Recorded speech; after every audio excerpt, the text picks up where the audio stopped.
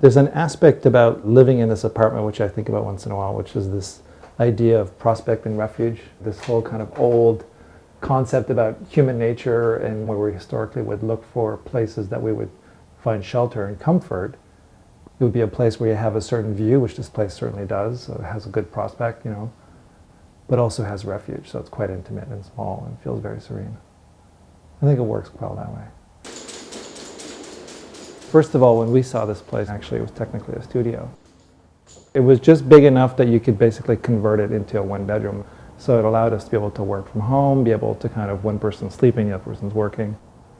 The key thing for us about a space like this is that you got to get multiple functionality, right? You basically have to make sure that everything does at least two duties. And actually there isn't technically any walls in this space. Whenever there's partitions, actually cabinets.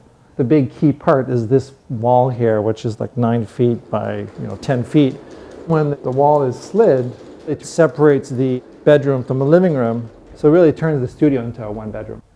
And it does conveniently hide all the stuff that we don't necessarily want to look at all the time. So our home office, we've got all of our filing cabinets, shelving for all of our stuff. So all these things basically are tucked away if you don't need them. Even the printer, we picked the right printer that would just fit, just squeezes in here. This entry closet, which is extra deep. The door is a shoe closet. Basically all the shoes fit on the door itself and the shelving. And you can tell that we've used walnut throughout. This is where all the utilities are. Everything is hidden. As soon as you open it, you get the walnut. Same with this large wall, it hides all of this. When the space is at rest, as it were, when it's not really being used, then it's all painted white. And actually the wall itself is solid. It's like 2.5 inches of solid wood. And there's one guide all the way back in here. We wanted to make sure that we didn't put just a wall that would be like this flimsy partition that a lot of them are, that actually has a fair amount of robustness. I mean, I'm leaning on it. I mean, of course it moves, but it's not going to break in any way, and the guide is all the way back there. So it's a solid wall for two reasons. One, it's structural, right? It gives it a lot of rigidity and also mass, so when you open all the windows or if you bump into it, it's not going anywhere. I mean, it's a solid wall.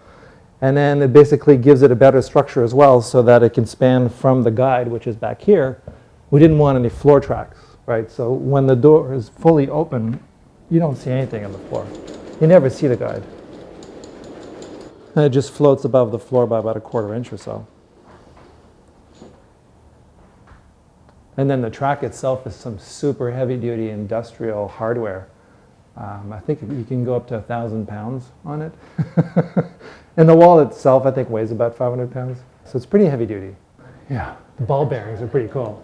Yeah. You can see how it's sliding two ball bearings, one within the other, right? The door goes faster than the ball bearing. Thing about cabinetry, it's all about the hardware. It's like, where do you find the hardware? And it's all custom. And how's the sound?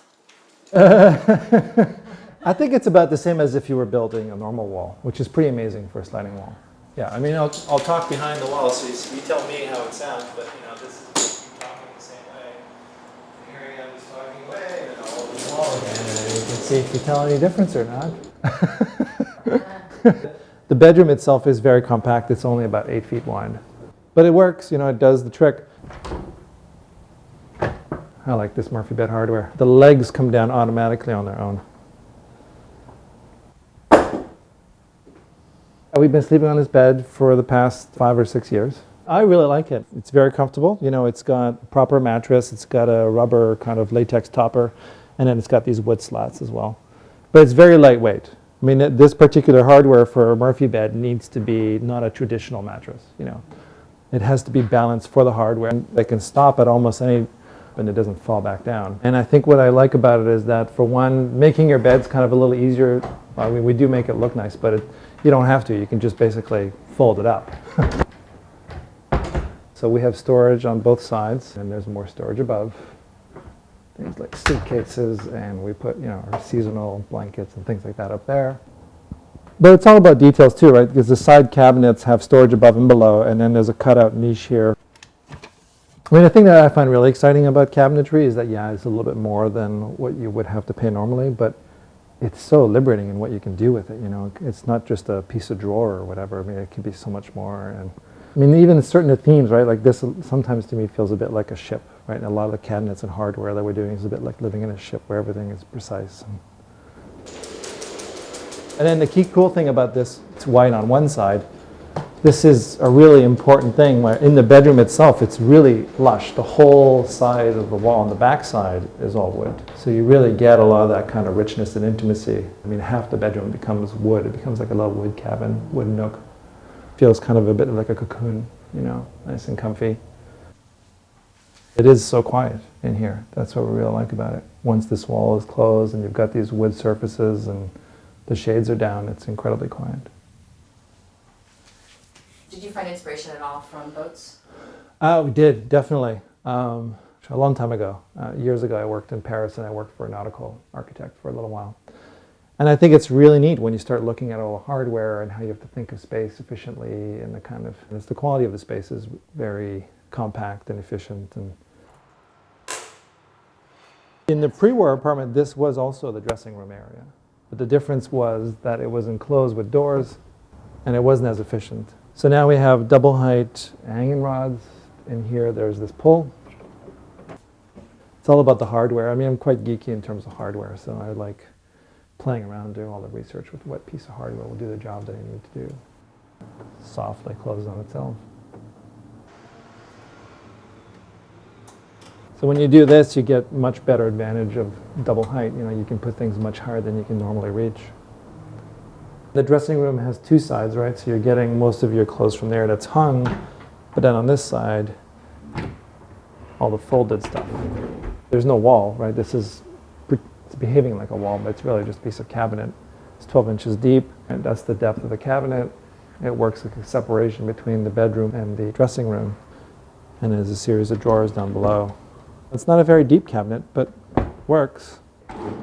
I really love cabinetry. If I had to pick another job, I'd probably be a mill worker. Maybe someday I'll be able to retire and become a mill worker. All right, so this cabinet continues, and you can see as soon as you go into the bathroom, everything is clad in this cobalt blue mosaic tile. And of course, it's cabinetry. You know, not just the wall, but as a kid, I did make cabinets a little bit. I mean, my father is a carpenter. There was a lot of opportunities as kids to be able to make our own little furniture and things like that. So I remember doing that as a kid, and I liked it a lot. And then every time I had a chance, I'd basically be able to build stuff that was for us. I would do that. And that's the bedroom on the other side of that cabinet, with all this stuff in it and the thickness of the plywood. Acoustically, it's better than a normal wall too. You know? There's actually laundry hampers as well. You open these up, put your laundry in there, and then when you want to take it out because it's time to do laundry, then you take your bag out, and you got your laundry.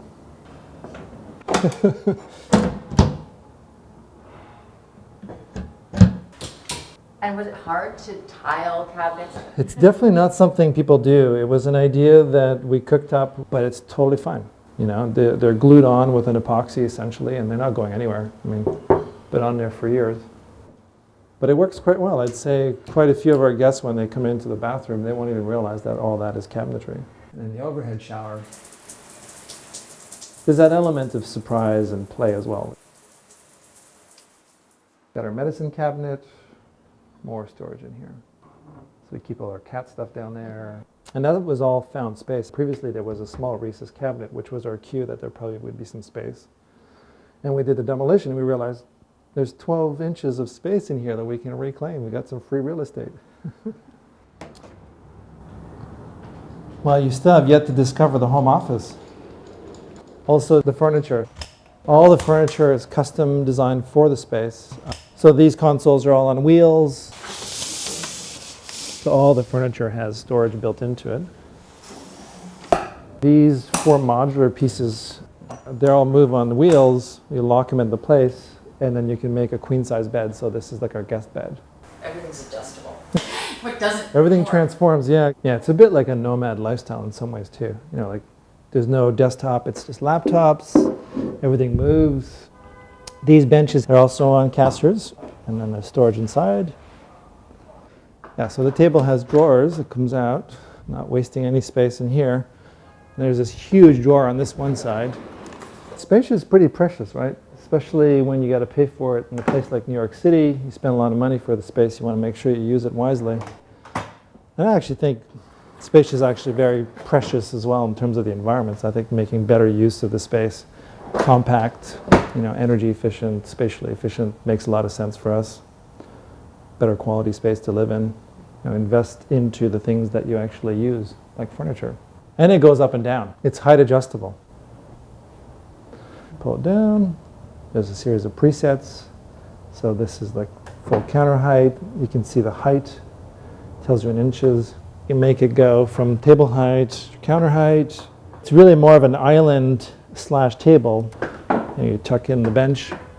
And it goes higher still, so you can work at it. Work standing up. I think some of the hardware actually that we're using for this is from Europe. Made a lot of sense for us, instead of building just an island that doesn't do anything else, to actually have a table or counter or working standing up table. And then everything is hidden. It's my height. This is Rosa's height for counter use for ergonomic. And then we have table height, 31 inches. Then that's the home office over there, tucked away behind here. For some people, it may be an extension of the kitchen as a pantry, but we're using it for our laptops, papers, and pens. So you have power in here to plug in stuff, charge batteries, shredder, paper recycling. Everything hides behind this piece of cabinet. And that cabinet is actually there to wrap some existing pipes for the building. The table also has power, obviously, to go up and down, and it has network connections and everything else. You can plug everything inside the table. So that's our home office. Do you feel like one of you could be working, the other person can be doing something in the bedroom? I don't know. Do you ever use that sort of two-room space? Yeah, we do. All the time. Really? Yeah, I mean, Rosa wakes up a little more. She's more of a morning person than I am, so she'll get up earlier and we'll leave the wall closed and I'll sleep in. Or in the evenings, I'll work late. She'll go to bed and I'll be working, on this side. Or I even had. Sometimes we try not to do it too often, but I'll have meetings here in the evenings or something, and Rosa's on the other side trying to sleep or read. And I'll have meetings on this side. This apartment is plenty big. I think the fact that it actually feels so much more spacious than a small studio. I mean, it is technically a studio. I mean, it's big enough for a one bedroom, but it doesn't actually have a separate bedroom unless you need it, which is what the trick is for us. Like, why would I want a wall here permanently there when, if I'm not sleeping or I'm maintaining, why would I want the space to feel smaller if I don't have to? We don't do the same thing 100% of the time, which actually, again, is part of the fun. I think, sometimes in the summertime when it's really hot, yeah, we'll leave the wall open, we'll put the fan on, open all the windows. But, I'd say normally in the winter, it's kind of the inverse. Maybe we keep the heat down a little bit everywhere and we close the wall, and then it's just a small, intimate space.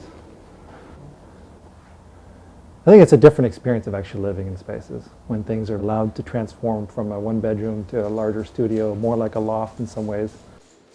That's a lot of fun. I mean, I think that's a nice experience to live in. Things change as you need them. You make them do what you need them to do.